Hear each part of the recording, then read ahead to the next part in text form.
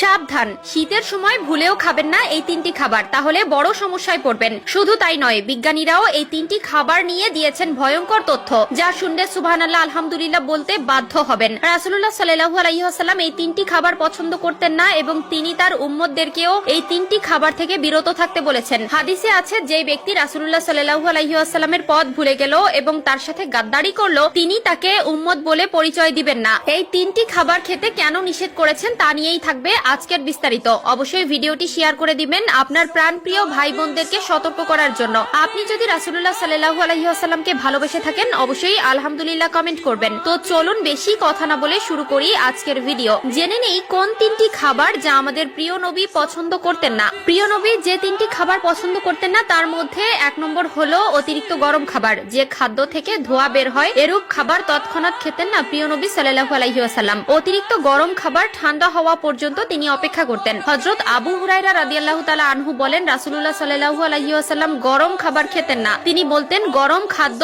বরকতহীন। নিশ্চয়ই আল্লাহ তাআলা আমাদের আগুন খাওয়াননি। যেসব খাবার হালাল হওয়া সত্ত্বেও নিজের বা অন্যের জন্য কষ্টকর বা ক্ষতিকর হয় তা খাওয়া থেকে নবীজি সাল্লাল্লাহু আলাইহি ওয়াসাল্লাম বিরত থাকতেন। উম্মতকেও এসব খাবার খেতে নিষেধ করেছেন। শীতের সময় আমরা অনেকেই গরম খাবার খেতে ভালোবাসি। অবশ্যই এ বিষয়ে সতর্ক থাকবেন। অতিরিক্ত গরম খাবার থেকে বিরত থাকবেন। আধুনিক বিজ্ঞান বলছে অতিরিক্ত গরম খাবার পাকস্থলীর জন্য ক্ষতিকর এবং গরম খাবার খাদ্যনালীর ক্ষতি করে। এমনকি গরম খাবার ফু দিয়েও খেতে নিষেধ করা হয়েছে। আধুনিক বিজ্ঞান বলেছে মানুষের নিঃশ্বাসে থাকে কার্বন ডাই অক্সাইড। অবশ্যই বাঁচতে হলে এই বিষয় থেকে সতর্ক থাকা অত্যন্ত জরুরি। 2 নম্বরে যে খাবার অপছন্দ করতেন তা হলো কাঁচা পেঁয়াজ। হযরত জাবের রাদিয়াল্লাহু তাআলা আনহু থেকে বর্ণিত, নবীজি সাল্লাল্লাহু আলাইহি ওয়াসাল্লাম বলেছেন, কাঁচা রসুন পেঁয়াজ খেয়ে যেন কেউ আমাদের মসজিদের নিকটবর্তীও না হয়, কেননা মানুষ যেসব দুর্গন্ধের কারণে কষ্ট পায় ফেরেশতারাও তাতে কষ্ট পায়। বুখারী ও মুসলিম শরীফ। তবে রান্না করা গন্ধহীন পেঁয়াজ রসুন খেতে কোনো সমস্যা নেই। কাঁচা পেঁয়াজ খাওয়া হারাম না, তবে খেয়াল রাখতে হবে পেঁয়াজ খেয়ে সঙ্গে সঙ্গে নামাজে না দাঁড়ানোই ভালো। মুখ পরিষ্কার করবে ভালোভাবে,